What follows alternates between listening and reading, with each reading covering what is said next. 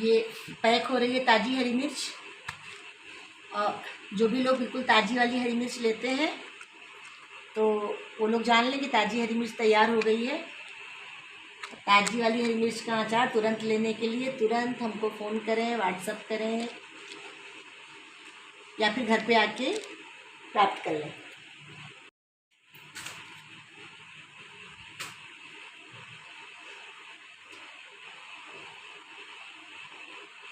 ये पैक हो रही है ताज़ी हरी मिर्च।